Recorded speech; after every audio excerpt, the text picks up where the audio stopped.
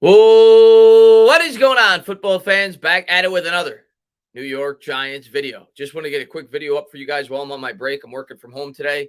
So I got a lunch break. Figured I'd pop on, being that there was some pretty big major news regarding the New York Giants that we're going to get into in this video. Also, I reached out to Bad Dog, still waiting for a response.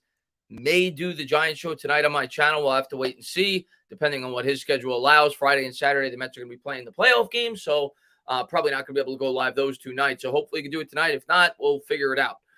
But looking forward to that whenever we do the show. Hopefully you come on by for that. But huge news today for the New York Giants as they just brought back a former fan favorite. Landon Collins will be rejoining the team. We'll talk about that in this video. Also, some further injury news on your quarterback, Daniel Jones. And when Daniel Jones went down with the injury last week, I figured due to the fact that he looked somewhat limited, that there was probably not a great chance that he was going to be suiting up this week. That now the news that's come out doesn't mean he's definitely going to play, but I definitely think there's a stronger possibility than there once was that Daniel Jones could be going under center for the Giants this week. Hopefully, if he does, he's not very limited. We know what that was like a couple of years ago when he did play and he didn't have the use of his legs. I do think, though, the New York Giants are definitely going to stay committed to the ground game in this contest against the Packers. So Saquon Barkley will continue to get a huge bulk of the work. But, of course, if Daniel Jones has the ability to use those legs, that could certainly go a long way if the Giants intend to be able to compete in this football game. So far this year, at least in my opinion, I think Daniel Jones has done about as good of a job as I could hope for him to do when you factor in the lack of weaponry and everything else, and the fact that he's in a new scheme. He's been able to manage the games, and he's been able to come up with key third down conversions when called upon. Hopefully, he could continue to build, and if he could play this week, that would be great for the New York Giants' chances in terms of potentially pulling off a huge upset. After all, the New York Giants did beat the number one seed from the AFC week one from the 2021 season in the Tennessee Titans.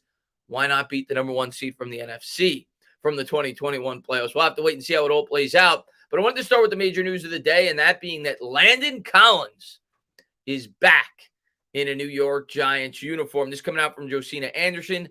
Free agent safety Landon Collins tells me he is signing with the Giants and is heading to London now to be around his team per him. Now, he's going to start on the practice squad. I didn't pull up the other tweets as well. He's going to start on the practice squad, so I don't think he's going to be playing in this contest, but you figure possibly next week. I think when we signed Jalen Smith, it was a week until such time we saw him on the field. Possibly next week, you may in fact see Landon Collins in a New York Giants uniform getting some reps with the defense, which is exciting. Of course, we all know that Landon Collins things didn't end on the best of terms. Had the great year in 2016. We let go of him after 2018, the same year in which we traded Odell Beckham. And then we brought in his replacement in that trade with Jabril Peppers. The Giants have since moved off of Peppers, and now they're bringing back Landon Collins. Things got messy, right? Landon Collins kind of took shots at the Giants, but I always looked at that as it was more shots at Dave Gettleman than the organization themselves. Always seemed to be respectful about the fans, and after all, if you're Collins, you probably should feel a bit disrespected. The fact that it came out that Gettleman never even really offered him a contract, maybe Collins would have been willing to come back here for less than what he took with the Washington football team. Regardless, he's back. I'm excited that he's back, and I think he can definitely make an impact in this defense. In terms of what role he's going to have, that remains to be seen. Julian Love, of course, hurt. I don't know how long that injury is going to be. We have Dane Belton as well. So we've seen a lot of, multiple DB looks that Wink Martindale has brought out there week to week. I think his best role is going to be as a blitzer. We all know that Landon Collins has always been much better against the run. Even last year with Washington, I think I read online he had like an 83 grade in terms of strictly against the run. So he's always kind of been a hybrid player that we all thought was better to play in the box, downhill, hard hitter. And when you think about Wink's scheme and what he could potentially do in this defense, it's similar to a guy like Jalen Smith, where he could, fill the gaps as a blitzer, playing up at the line of scrimmage. So I don't think, we're going to see him a ton in coverage. I think he could clearly potentially cover some tight ends. He's not going to cover the elite tight ends, but not a guy that you really trust in coverage so much as getting after the quarterback. So I think that's going to be his primary role when he does, in fact, shoot up for the New York Giants. But exciting times. Landon Collins is back. If you have his jersey, take it out of your closet, wear it with pride.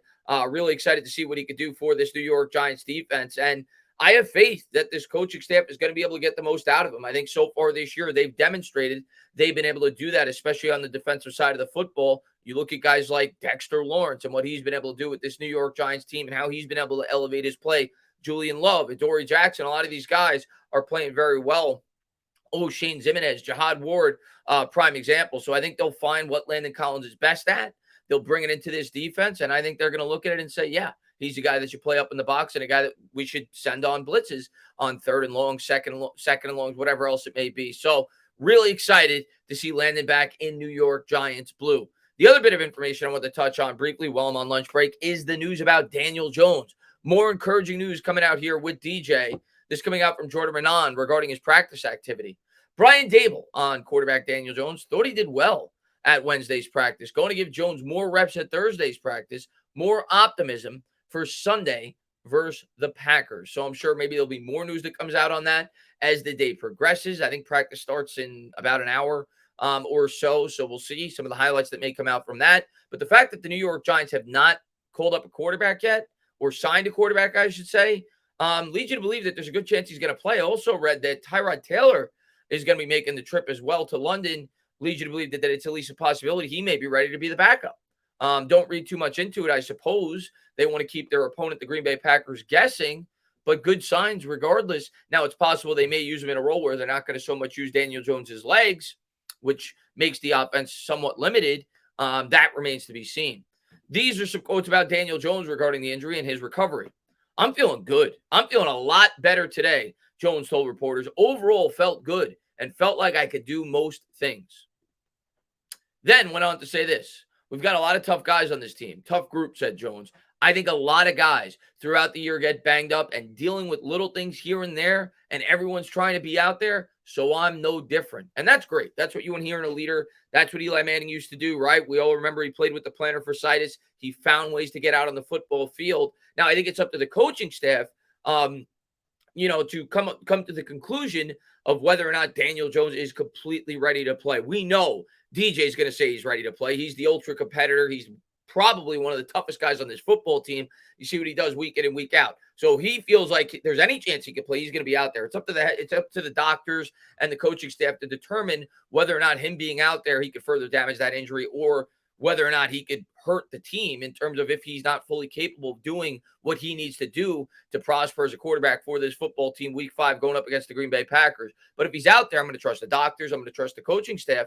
And I believe that Daniel Jones certainly gives his team the best chance to win on Sundays. But regardless, I think it's going to be a run-heavy approach against the Green Bay Packers. I think you're going to see a very similar game plan. We'll talk about that more in my preview video. But the Achilles heel so far to this Green Bay Packers defense, as good as it's been, has certainly been against the run. So expect to see a heavy dose of Saquon Barkley. But, I definitely think there's a higher probability than I once thought that Daniel Jones may actually be suiting up for this game because he's a friggin' warrior.